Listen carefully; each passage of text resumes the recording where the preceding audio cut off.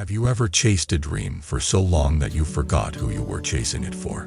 Have you ever wondered if the greatest power is not rising above everyone, but returning to the people who need you most? Welcome back to the channel. Tonight I want to tell you a story that sounds like a legend, but if you listen closely, it is really a mirror. A man is offered godhood, not once, not twice, but again and again across ages. He has the talent, the merit, the fame, the battlefield record, the heavenly recognition. And every time the door opens, he steps back. For 5,000 years, people call him stubborn. Some call him arrogant. Some call him afraid. Some call him foolish. But the deeper truth is this: he is not refusing power. He is refusing a kind of power that would cost him his heart. And that leads to the two ideas I want you to hold while we walk through this story. First, desire can disguise itself as destiny. The mind can call it fate, calling, purpose, but underneath it can still be craving for status, craving for escape, craving for a self that never has to feel pain again. If you do not see that clearly, you can climb very high and still be trapped. Second, karma is not only about what happens to you. Karma is what you repeat inside. What you feed becomes you. If you feed pride, you become fragile. If you feed compassion, you become steady. If you feed resentment, you become sharp and lonely. If you feed patience, you become a shelter for others. This man, over 5,000 years, chooses the kind of karma that does not shine in public but transforms a life from the inside. So let us begin where every myth becomes real. In an ordinary house with an ordinary family and an ordinary hunger to be loved. Before he became a name in the heaven, he was just a son. He was born on the edge of a harsh land where people learned early that life could be unfair without explanation. His family was not powerful.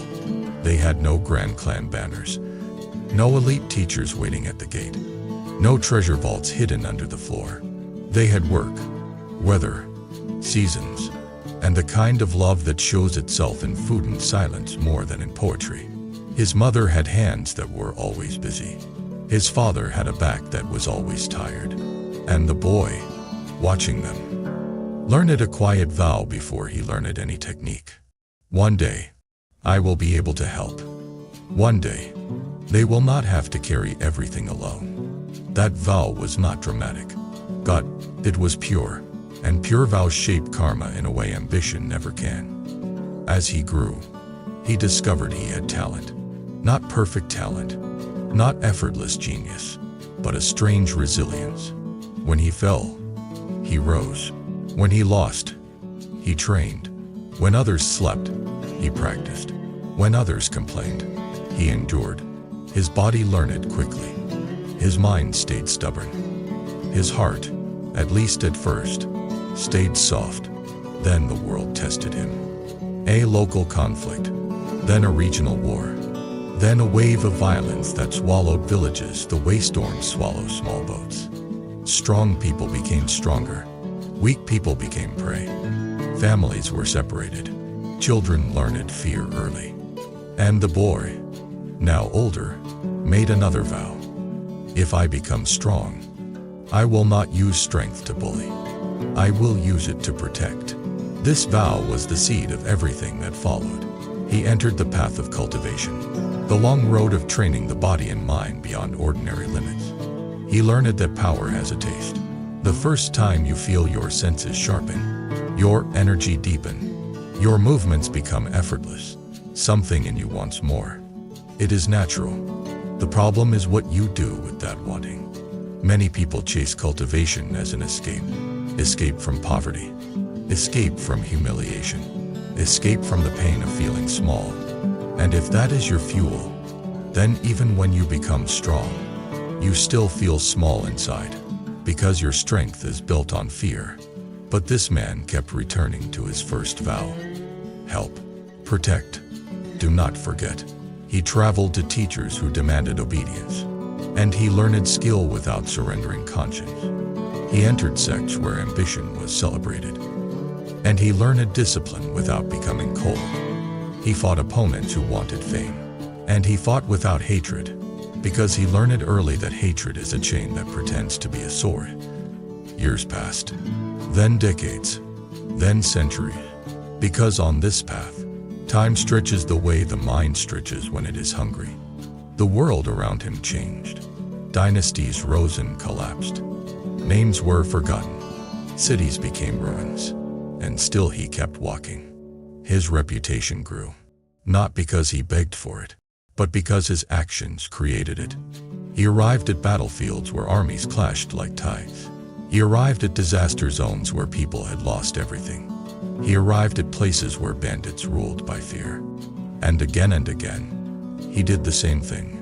He protected the weak. He refused to profit from suffering. He refused to become a tyrant even when he had the power to do it easily. This is where karma becomes visible. People believe karma is hidden, but it is not. It is visible in the eyes.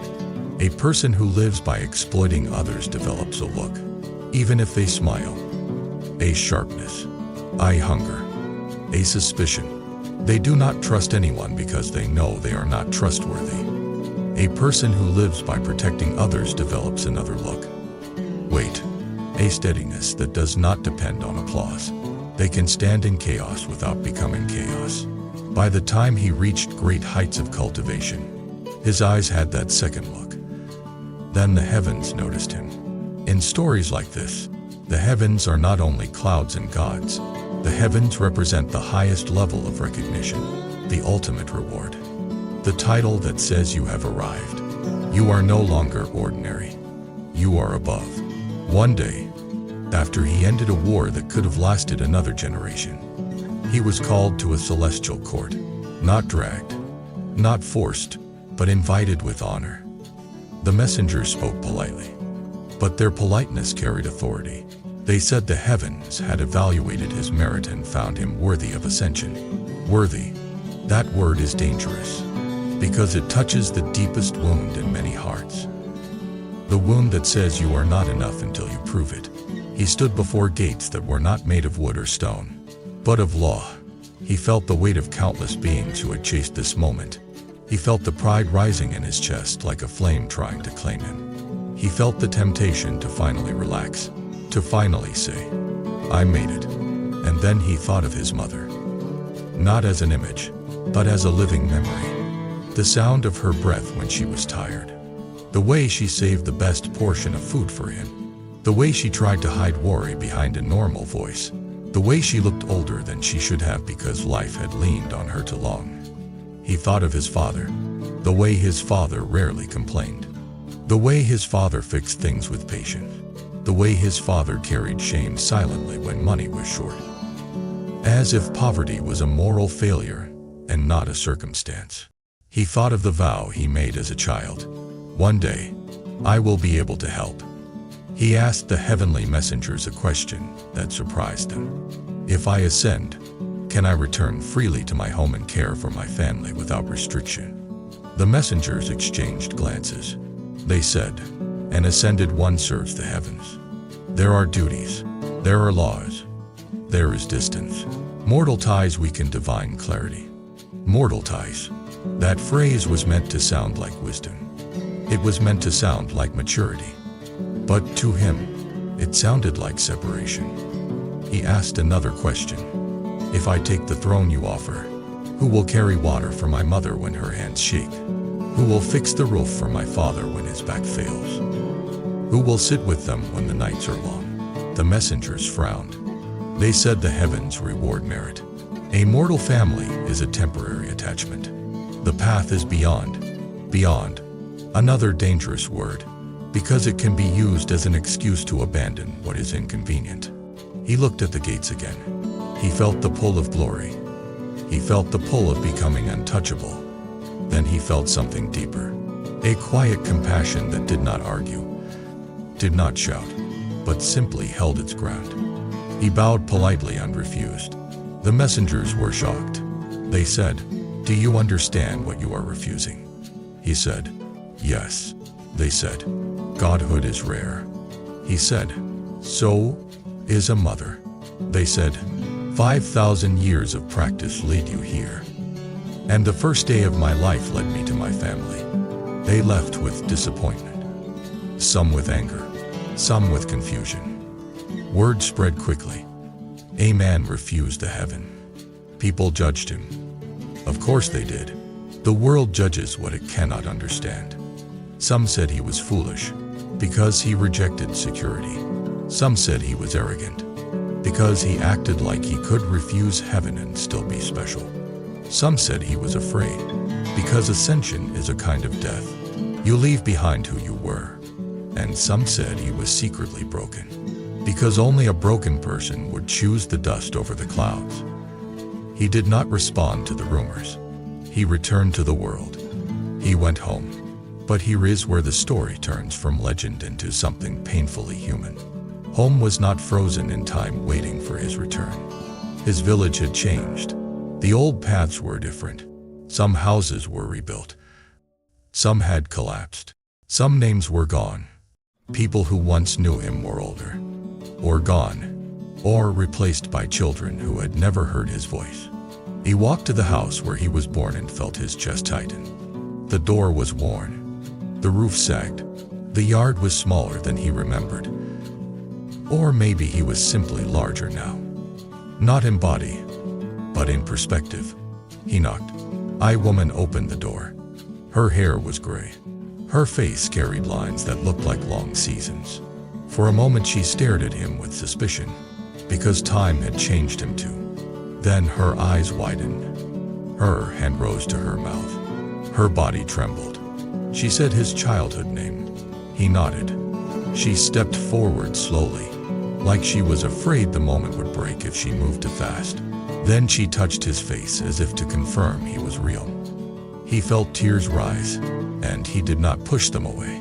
He had learned power, but he had not lost his humanity.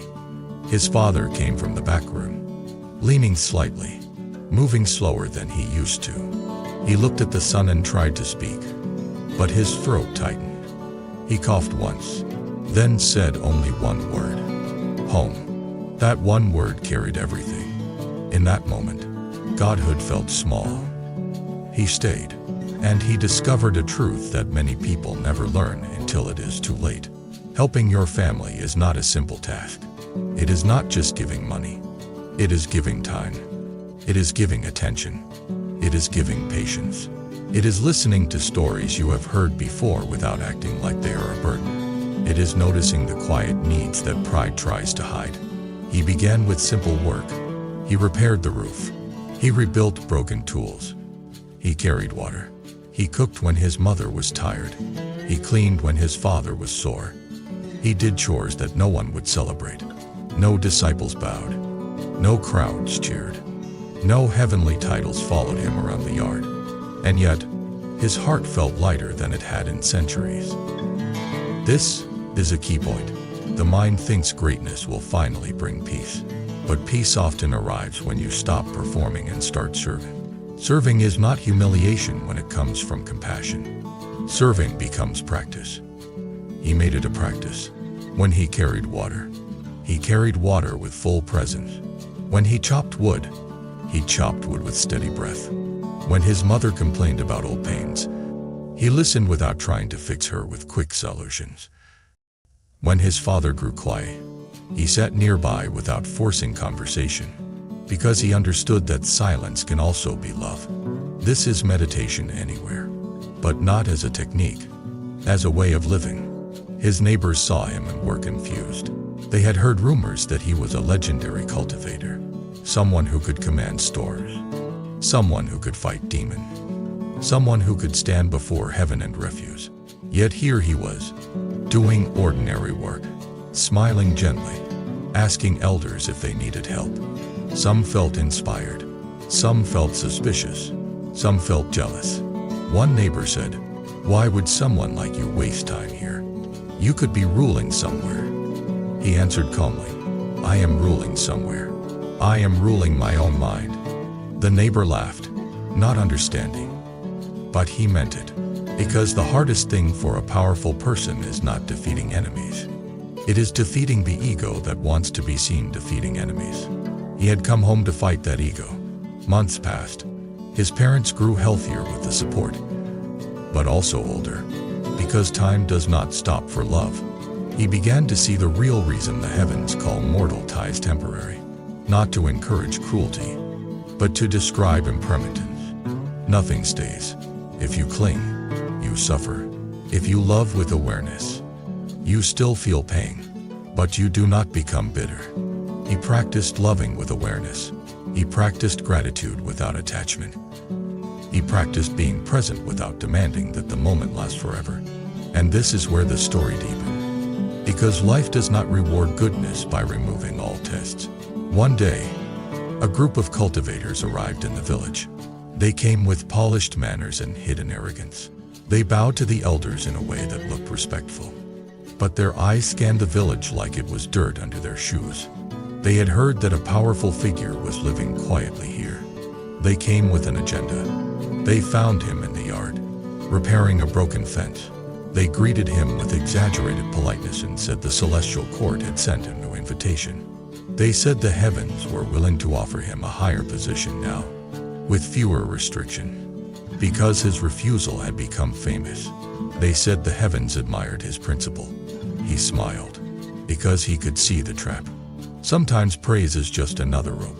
They asked him to ascend again. He asked them a simple question. Why do you want me to accept? They said, because the heaven needs strong leaders. He said, the heavens have many strong leaders. They hesitated. He said, tell the truth. One of them finally admitted it. If you accept, your power becomes part of our sect's network. Your name becomes a banner. We gain influence. We gain protection. So it was not about the heaven. It was about status. He nodded. Then he said something that should be carved into the mind of anyone who chases achievement. If you use my name to climb, you will fall with my name too. They stiffened, offended. He continued, the mind that chases status is never satisfied. Today you want my support. Tomorrow you want my throne. The day after that you want control of my choices. I refused heaven to avoid chains. Do you think I will accept yours? They tried to pressure him with fear. They warned him that refusing again could create enemies. They warned him that powerful beings might feel insulted. He listened calmly, then said, fear is always offering me a deal. Obey, and you will be safe. I have obeyed fear before. It never kept its promise. They left angry. That night, he sat alone and reflected.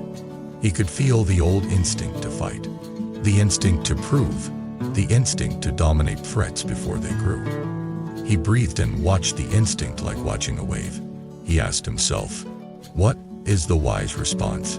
The wise response was not to run to heaven, not to gather an army, not to display power for intimidation. The wise response was to strengthen the village quietly, to teach some self-defense, to create alliances, to prepare without panic, to protect without becoming violent inside. So he did. He trained the young people in basic skills, not to create warriors hungry for glory, but to create citizens who would not be prey. He taught them discipline. He taught them how to breathe under pressure. He taught them how to watch anger before it becomes action. He also taught them compassion. He told them, never confuse strength with cruelty. Cruelty is fear wearing armor. Real strength is the ability to protect without hatred. Some of the youths wanted to be heroes. They wanted drama. They wanted to look powerful. He gave them chores. They complained. He smiled. He said, if you cannot carry water without whining, you will not carry a sword without eager. Start with the small things. The small things reveal the mind. Years passed again. His parents aged further. He stayed. At some point, someone asked him a question that seemed reasonable and still missed the point. They said, do you not fear wasting your life? You could become immortal among immortals. He answered gently, you assume the purpose of life is to rise above others. I have seen those peaks. Many people are lonely up there. I choose a different peak. I heart that stays kind. Then he added, the world thinks letting go means you stop caring. Letting go actually means you stop clinging. I care deeply. That is why I refuse to trade my care for a title. This is where the title of the story becomes clear. He refused to become a god for 5,000 years. The refusal was not a single dramatic act. It was a daily practice of letting go. Letting go of applause. Letting go of identity. Letting go of the need to be seen. Letting go of the fear that ordinary life is beneath you. Letting go of the fantasy that power will heal old wounds. And here is the most subtle letting go. Letting go of the belief that you must abandon love to become wise. He did not abandon love. He purified it. In Buddhist terms, you could say he was turning attachment into compassion. Attachment says, I need you. Do not change. Do not leave. Make me feel safe. Compassion says, I love you, and I will serve your well-being, even when it costs me comfort. He practiced compassion. He practiced patience. He practiced presence. He practiced humility. These were his true cultivation methods. Then the final test arrived. The test no cultivator can outfight. His parents neared the end of their lives. His mother grew weaker. Her breath became shallower. Her hands that once worked all day trembled. His father, who once looked indestructible in the eyes of a child, began forgetting things, moving slower, staring into distance. The man sat with them. He did not panic. He did not deny impermanence. He did not pretend spirituality removes grief. He simply stayed. One evening, his mother looked at him and said, You could have been a god. He held her hand and said, I am exactly where I want to be. She said, Do you regret it? He said, If I had left, I would have gained a throne and lost my heart. That would be the real regret. She smiled faintly and said, Then I am glad you came home. His father said little. But one night, when the room was quiet, his father said, I used to fear you would forget us. The man felt a deep ache and answered honestly, I feared it too. His father squeezed his hand weakly and said, You did not. That was the reward. Not gold, not titles, not heavenly music. One sentence that meant his karma had ripened into something pure. After they passed, he mourned. He did not pretend to be above pain. Pain is not a failure. Pain is the cost of love in an impermanent world. But he mourned with wisdom. He mourned without drowning. He mourned without turning grief into bitterness. He mourned while practicing compassion for himself and others, because he knew many people in the village had their own losses too. He became the quiet elder who helped others through seasons of change, not by preaching, but by being steady. And still, the heavens did not stop. They came again, offering him ascension now that his mortal ties were gone. They said, Now you are free. He listened, then answered with a calm that only years of practice can produce. You misunderstand. I was free when I chose love without chains. I was free when I served without ego. I was free when I stopped running from ordinary life. Do not confuse freedom with distance. They asked, Then what will you do? I will continue to practice. They asked, Practice what? Wisdom, compassion, and the ability to meet every moment without clinging. The messengers left, and for the first time, there was no anger in them, only a strange respect, because even the heavens recognize something rare when they see it. A person who cannot be bought, a person who cannot be threatened, a person whose heart remains human, even when power is available. Now let me bring this story back to your life, because the reason it matters is not because you will be offered godhood. It matters because every day, you are offered smaller versions of the same choice. You are offered a deal. Trade your peace for approval. Trade your time for status. Trade your kindness for being right. Trade your values for quick success. Trade your health for an image. Trade your family for a fantasy of being above everyone. And the mind, if it is not trained, will say yes automatically, because it thinks the deal will finally make you safe. But safety built on external conditions is fragile. So what is the alternative? The alternative is the same path this man walked, but scaled to real life. Return. Return to what matters. Return to the people who love you. Return to the breath when your mind is loud. Return to compassion when you feel threatened. Return to patience when you want to react. Return to wisdom when you want to chase. Return to simplicity when you feel lost. And when you cannot return physically, return internally. Because sometimes you cannot be with the people you love, but you can still honor them by living in a way that would make them feel safe in your presence. This is also where karma becomes personal.